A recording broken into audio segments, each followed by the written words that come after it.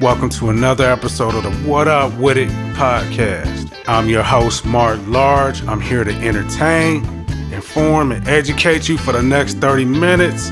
Before we get into it, I'm going to need you to go ahead and subscribe to make sure you never miss an episode. And I'm going to need you to share this with all your people. All right? It's on. What up, Witty? Yeah. So this is your dude, your host, Mark, aka Vino Cleasy, aka Introverted. This is our first session, our first podcast, and the podcast is called What Up With It. What up? It's about it's it started off with us just shooting the shit, just talking shit, and we recorded it over beats and we freestyled and we did a whole bunch of improvisation. But now, we kind of have a little direction and some guidelines, but we still gonna freestyle it and we still gonna talk shit. So let's go ahead and get right into it. So my specialty is pretty much I consider myself a connector. I bring people together, I bring people in situations together, I bring things together that don't normally go together, but make a good situation when formed. So and that covers a lot, but I'm not gonna get into that here and now. But projects I'm working on this podcast right now.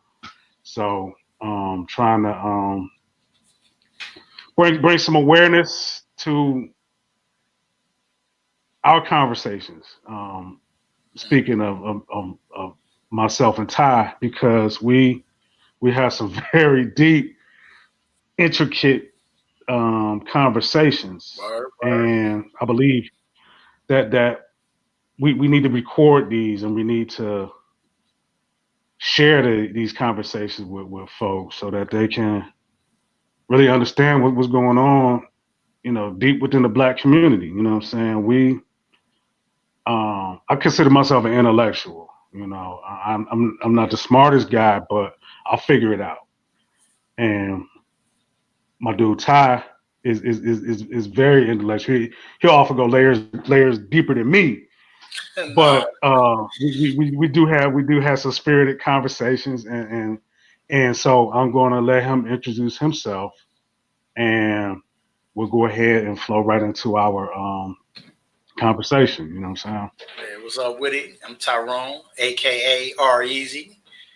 I appreciate it. My man Vino Cleasy hanging out, for the web. What Up With It podcast. I basically, like to philosophize about life and, the deep hidden meanings. And, I hit my man Vino up all the time and hit him with, topics. And, that's basically what we're here for, to discuss it live and to discuss it, in front of other people. So, maybe other people can benefit from our conversations that we have on the phone. Sometimes, we have to we go 2 hours talking about, just all kind of stuff, religion. We're going to get into it. We're going to get all into all of that in the show. So, I'll turn it back over to you, my man, and get it started. All right. Butter introduction. You feel me? So this week's topics, deal with some real life activity, things that actually happen. My man had stumbled upon a situation where he witnessed a porch pirate in action, and we had a conversation about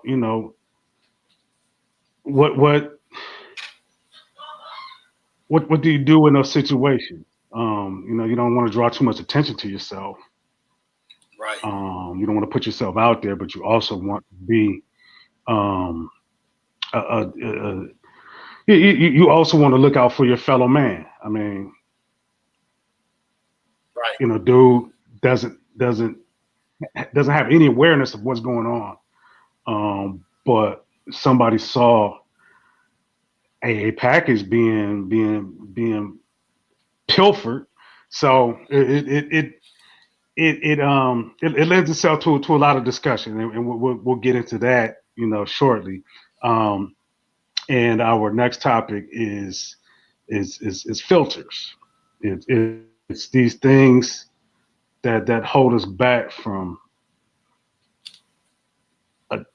going where we want to go, dreaming and living what we want to live, and really actually executing and going out and doing these things. The people, the circumstances, the situations that kind of dictate and orchestrate how we behave. Do filters have a factor and an impact on your life? I venture to say that everybody does have filters to what extent, that's based on the individual, but we'll get into that as a part of this discussion as well. So,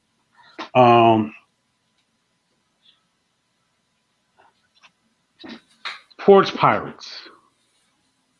This was a I don't know, I think I was getting in not too far from getting home. I might have just gotten on the highway coming from work. And we started this discussion happen.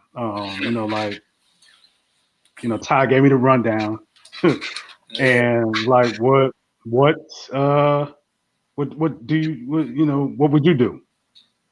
Exactly. And I called Mark. He's being modest about it, but I wanted to call him at the time it happened because I was home, working from home, and it was during the day, and I actually seen these kids outside snatch a nice sized box off my neighbor's porch. So, my heart starts beating, and I wanted to just jump out there on them, like, hey, but it was a large group of them, like 8 or 9 of them, and they were, some of them were big boys. These are teenagers, and those are the ones that from time to time, what I'm saying, they'll give you the respect, what I'm saying, but if confronted in front of their homies, more than likely they probably would have, probably bucked back, so I stopped myself from that. But I wanted to call Mark and or Vino, and It's cool. hey, it's cool, yeah, Vino Cleese, but we're gonna keep it on 100. But yeah, wanted to call my man Vino Cleese and be like, look, man, what should I do? Because I never had a situation where I had to call the police on somebody or snitch or whatever you might call it. And I know the young boys being silly and all of that, so I didn't really want no big blowback. And basically what immediately went through my mind, though, afterwards was anger. Because I'm like, here I am worrying about this situation.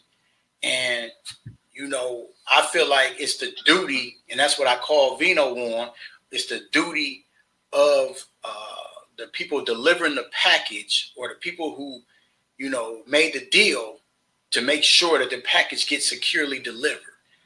And so I felt like I was like, the package police that day. And it was like, what I'm saying, I don't want to assume that role. And I feel like Amazon and UPS should be the one worrying about making sure people's packages get delivered properly and safely. That's it. Right.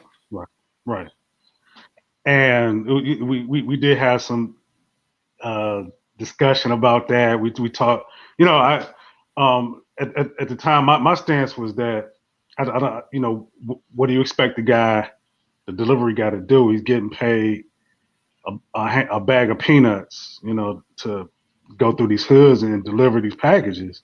But by the same token, I have also been a beneficiary of a package being delivered, and or being placed in a convenient location by an Amazon driver. So, for me, it's not the expectation that they do it, but if they do it, there's a lot of gratitude there. I don't, have a way to thank the guy for dropping it off around in a location that is out of the way, but convenient for me. But by the same token, I do know what Ty's talking about too, because I've seen packages. It's just laying out like in front of the door, where they could have scooted it off to the side. You feel me? Mm-hmm. And it would have been out of anybody's direct line of sight. I mean, it would not have caught anybody's attention. So I understand from that aspect as well. And, you know, So to add on to that, like what you just said, today, because you know that same day, I had a package coming. My birthday had just passed, and my daughter had ordered me a nice coffee mug, you know, with a special, you know, quote or saying on it. And so, you know, at the same time that I witnessed this and going back and forth and thinking about what I should do, my package came. And what, of course, you know, the kids are still out there hanging around, and I'm looking at them and they looking at the package delivery man, you know, and, you know, they looking at me. So I bust out the door, you know, and I'm like, you know, looking at them, and they quickly turn around and act civilized. But, you know, if I wasn't home, my package would have been, you know, pirated. So, you know, that was the moral, you know, issue there, was that, you know, I would want somebody to look out for me, but I don't want nobody jumping out and saving a day over a coffee mug. You know what I mean? So that's the issue that I feel like, you know, some things are expensive. But I remember back in the day, matter of fact, like you speaking about it, I ordered a skateboard one time, and you know, they had a more rigid, you know, type of delivery system back then, where you had to sign for it or somebody had to be home. You know, and I remember taking off from school and waiting all day for it, you know, and we didn't have sophisticated tracking systems back then, you know what I mean? So I think I actually wasted a day staying home from school, you know, and it didn't even show up that day. So it didn't come in.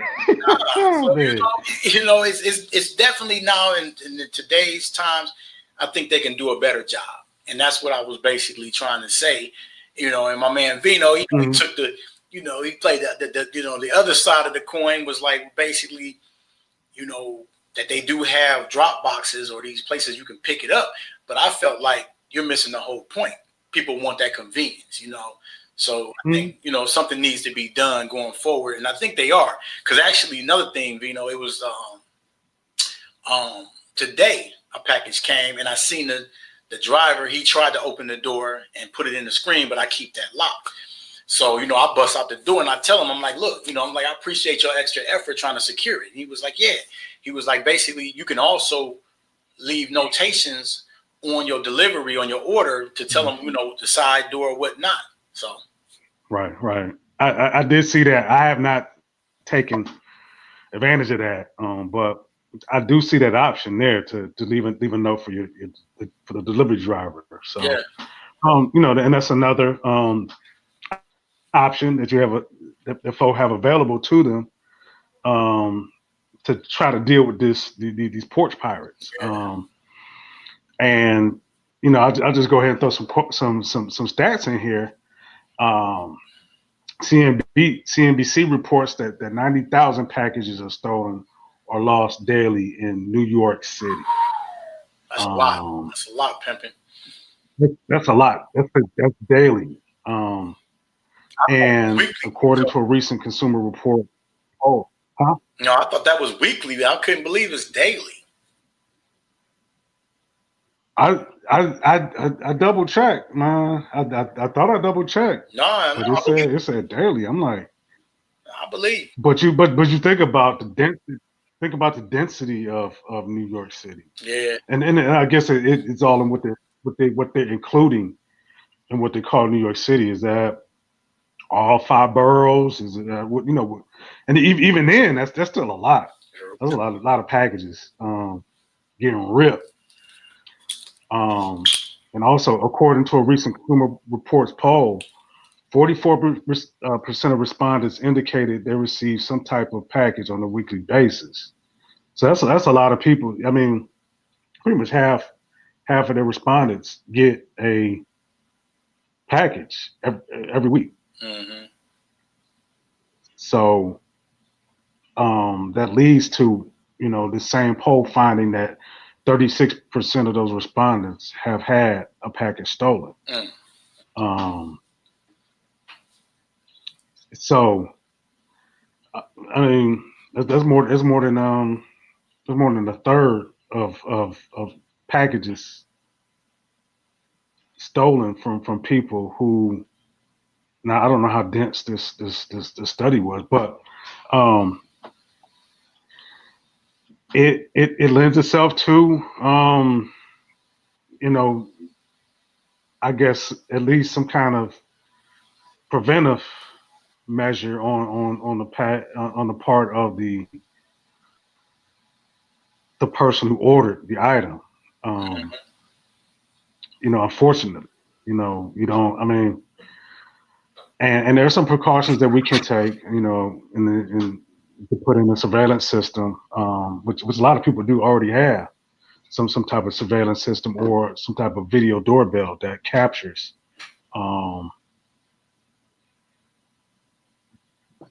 action and activity in and around your house, depending on how you set it up. But also, to some people, it's a deterrent. They'd rather go to the next person who doesn't have anything visible showing that you're actually recording. What do you think about that?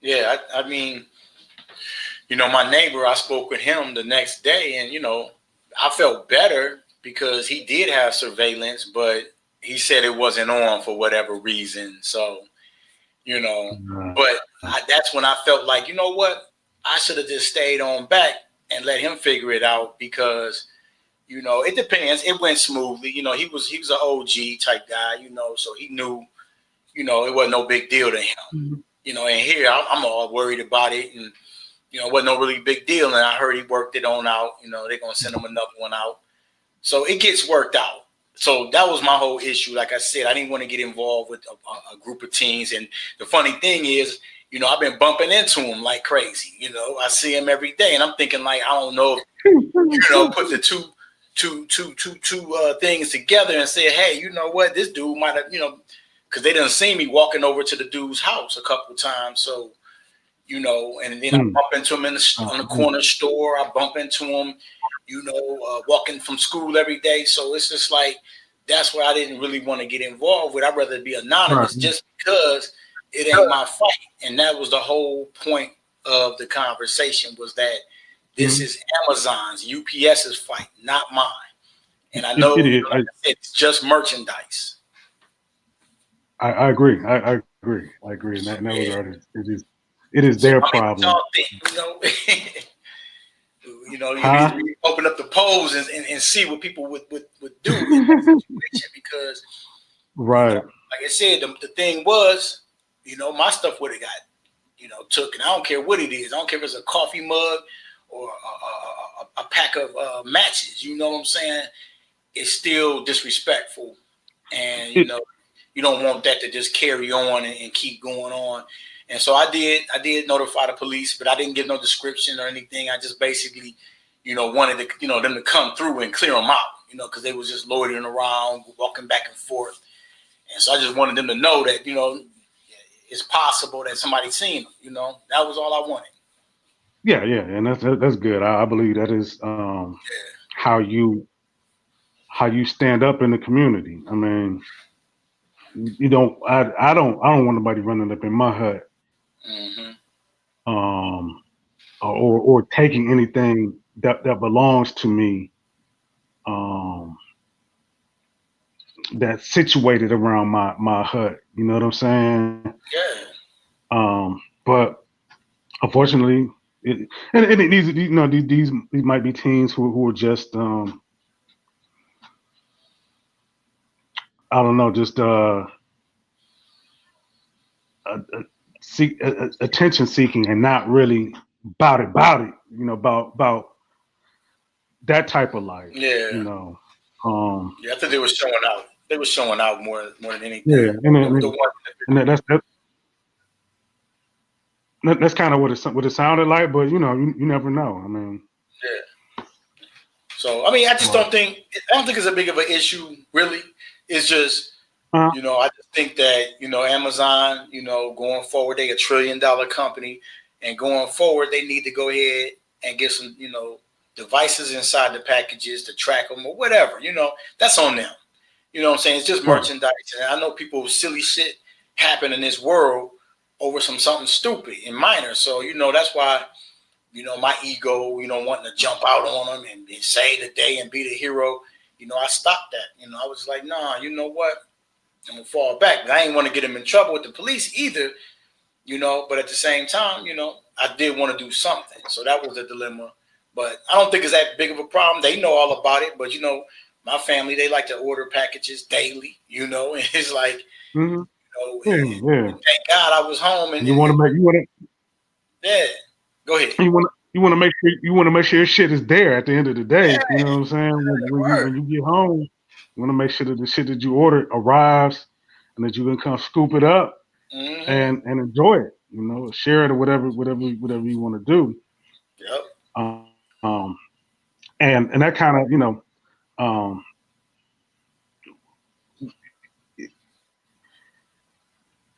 if people do want to take precautions to kind of preempt package Porch Pirates, we already mentioned a video doorbell or some kind of surveillance system, or you can actually have it delivered to somebody who will be home to sign for it. You can pick it up later. Again, these are inconveniences, but these are alternatives that you can consider. UPS, you can hold it at their facility. FedEx, you can hold it at their facility. UPS has a locker. I picked it up. I picked up a package from there. So my experience was kind of I had a technical issue with picking it up at this location. Location is convenient, but the system didn't act the way it was supposed to act, and I didn't get my package. I had to boogie on to work, double back, and get some remote assistance. But I eventually got my package. So it does work. I don't know if what I experienced was an anomaly or hoping it's a little more smoother process than that. But all of these places allow you to hold packages at their facilities. Amazon has their own lockers that you can actually have your package shipped to. I don't know of any around here, so I can't definitively say it's convenient. It might be out of the way for most people, so consider that. Like if you're dealing with a brick and mortar store, you can have it shipped to the store. You can pick it up at your lunch break, pick it up on your way home, whatever. And again, as we mentioned, you can ask to have your package placed in an out of sight location around your house that is not going to draw any suspicion to it, that you can easily access. I hope you enjoyed this episode of the What Up Wit It podcast, and I look forward to your respectful, civil commentary and input. This podcast was brought to you by Introverted.com. Come recharge with us over at NTROVRTD.com.